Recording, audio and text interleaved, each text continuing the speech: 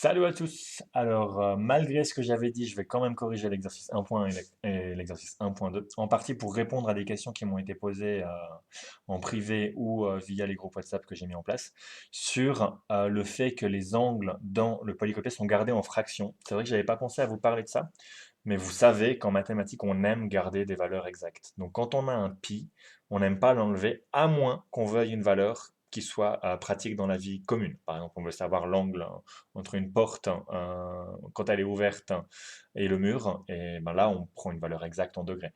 Mais sinon, on essaye de garder les valeurs de pi. Alors regardons l'exercice 1.1 et l'exercice 1.2. Il y a 4 cas dans chaque cas. On doit transformer soit des angles en radians vers les degrés, soit des angles en degrés vers les radians. Alors, je les ai déjà recopiés ici. Alors, c'est parti. Pi sur 6, c'est un angle qui nous est donné en radians. On se rappelle la façon de convertir. On compare un cercle complet en radians avec un cercle complet en degrés. Donc, ici, c'est en radians. Je vais diviser par un cercle complet en radians, c'est 2pi. Et un cercle complet en degrés, c'est 360 degrés. Si je fais ce calcul, qu'est-ce que je vois? Je vois que je peux simplifier les pi. Il me reste 360 degrés divisé par 2 fois 6, 12. Et ça fait 30 degrés. Voilà. 8 pi sur 3, je fais exactement la même chose. 8 pi sur 3, je le multiplie par 360 degrés pour aller vers le degré et je divise par 2pi, qui est un cercle complet en radians. Qu'est-ce que j'obtiens ici? Je peux simplifier ces deux pi. 8 divisé par 2, ça fait 4. Et puis 360 divisé par 3, ça fait 120 degrés. Et donc j'obtiens au final un angle de 480 degrés. Alors juste petit aparté, ce ratio ici, 360 degrés divisé par 2pi, en fait il vaut 1. C'est exactement le nombre 1, mais exprimé comme un rapport de deux unités différentes. 360 degrés, c'est la même chose que 2pi, mais avec les unités, quand on fait cette division, en fait, ça représente le nombre 1, ça représente ne rien faire. D'accord? Mais ça nous permet de transformer d'une unité à l'autre. Moins pi sur 4, on va faire la même chose, mais un petit peu plus intelligemment. Je vais me rappeler simplement, maintenant je commence à comprendre comment ça fonctionne, que pi, c'est un demi-tour. Un demi-tour en degrés, c'est 180 degrés. Divisé par 4, ça fait 45 degrés. Je garde le signe moins. Ce signe moins, c'est quelque chose dont je n'ai pas parlé encore. Tout comme ce 480 degrés, qui a un angle plus grand que 360 degrés. C'est possible d'avoir ce genre de choses, on y reviendra quand on fera le cercle trigonométrique. 0,5, ici on nous donne une valeur exacte en radians, qui n'est pas fonction de pi.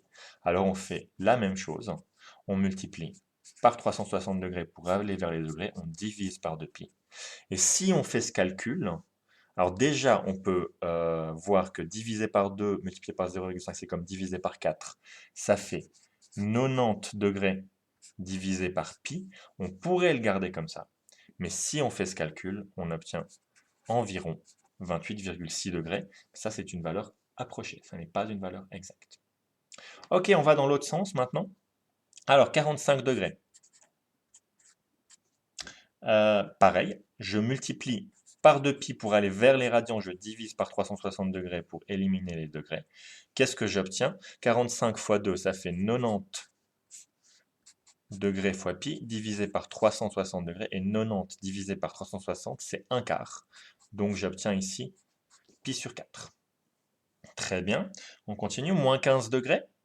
Moins 15 degrés fois 2pi divisé par 360 degrés. 15 fois 2, ça fait 30. Sur 360. 360 divisé par 30, ça fait 12. Donc on obtient au final moins pi sur 12.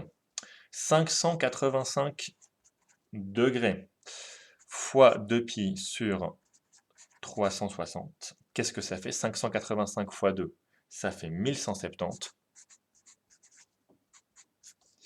Divisé par 360, ici je ne peux pas simplifier grand chose d'autre que c'est de 0. Ça fait 117 pi sur 360. 60 degrés, ici je vous propose de nouveau de le faire en étant un tout petit peu plus intelligent. 60 degrés, je vois que c'est un tiers de 180 degrés, c'est un tiers d'un demi-tour, et un demi-tour en radian, c'est pi. Donc on obtient ici pi sur 3. Voilà pour le corriger de cet exercice. Donc, tant que vous pouvez, vous gardez pi, vous gardez des fractions. On utilise des valeurs exactes tant que c'est possible. Et si un jour on veut une valeur approchée, là, on sort la calculatrice, on fait le calcul. Merci à vous!